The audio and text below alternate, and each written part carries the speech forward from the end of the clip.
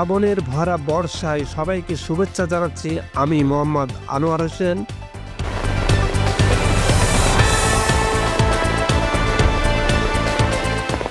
আকাশে মেঘ, মাঠে জল, চারিদিকে বর্ষার ছাপ। এমন সময় যখন দেশের অনেক অঞ্চল জলাবদ্ধতা আর অতিবৃষ্টির কারণে ধ্বংস হচ্ছে সবজির ক্ষেত, তখন নাটোরের বাগাতিপাড়ার লোকমানপুর যেন এক অন্যরকম ব্যতিক্রম। এই অঞ্চলের মাঠ জুড়ে এখনও ঝুলে আছে টনটনে পটল, তরতাজা মরিচ আর সবুজ পেঁপে। চোখে পড়লেই মন জুড়িয়ে যায়। বাজারে যেখানে এই মৌসুমে সবজি সরবরাহ কমে গিয়ে দাম আকাশ ছুঁয়েছে, সেখানে লোকমানপুরের কৃষকরা ঠিকই ধরে রেখেছেন সবজি উৎপাদনের ধারাবাহিকতা। এই গ্রামের একজন কৃষক দীপক, তিনি আমাদের দেখালেন তার সবজির ক্ষেত, পটল, মরিচ আর পেঁপে।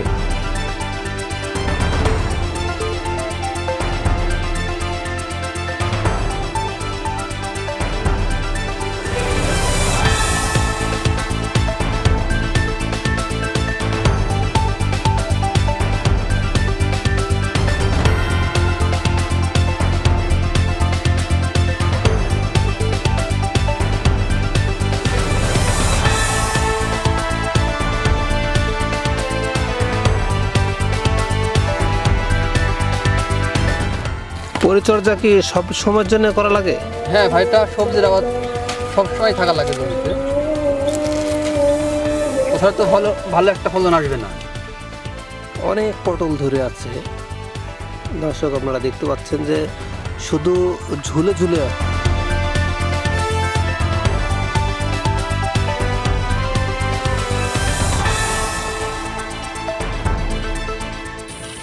এই জায়গায় পটল কতটুকু আছে? এখানে পটল হয় 14% জমি। ধরছে কতদিন থেকে? এটা আমি এপ্রিল মাসের মাঝামাঝি বিক্রি করতেছি পটল। কেমন হলো এতদিন? হয় ভাই, ভালোই হয়, খারাপ হয় না। সপ্তাহে এখন আমি বিক্রি করছি 6 থেকে 7 মণ। কত করে মন এখন? এখন 800 টাকা মণ পাইকারি। পাইকারি।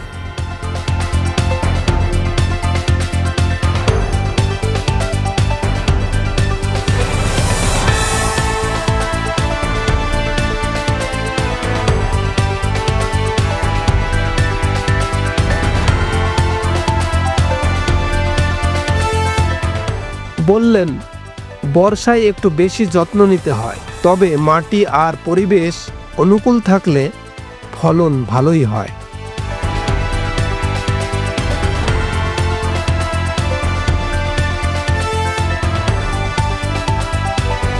আসলে আমাদের এই ভিডিওগুলো বানাইতে বেশ কষ্টের বিষয় যে এই মাঠ পর্যায়ে আসতে হয়। কখনো পানি আছে, কখনো কাদা আছে। এই যে আমরা চলে আসছি পেঁপে বাগানে, বেশ ভালো পেঁপে হয়েছে। এইমাত্র মনে হচ্ছে ছোট গাছ শুরু হচ্ছে ধরা। এটা আসলে কোন জাতের পেঁপে আমরা বলতে পারি? এটা লালচির কোম্পানির বাবু জাত। এটা বাবু জাত।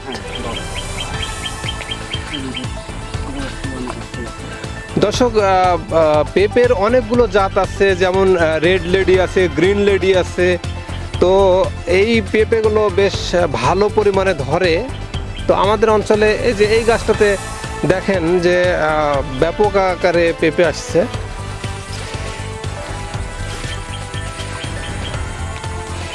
একেবারে গোড়ার কাছ থেকেই এই পেঁপেটা ধরছে, অনেকগুলো পেঁপে। লোকমানপুর এলাকাটি স্বাভাবিকভাবেই একটু উঁচু, যার কারণে এখানে জলাবদ্ধতা হয় না বললেই চলে। আর এই বৈশিষ্ট্যই বাঁচিয়ে রেখেছে সবজির আবাদকে।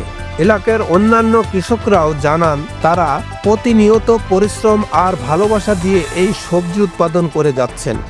বাজারে এখন চাহিদা বেশি, এখন এই সবজি দেশের বিভিন্ন অঞ্চলে পাঠিয়ে দেন তারা। এইসব কৃষকরাই প্রমাণ করে, প্রকৃতির সঙ্গে তাল মিলিয়ে পরিশ্রম আর যত্ন থাকলে যে কোনো মৌসুমেই সবজি উৎপাদন সম্ভব। আর তারা শুধু নিজের জন্য নয়, বরং পুরো বাংলাদেশের খাদ্য নিরাপত্তার এক নীরব সৈনিক।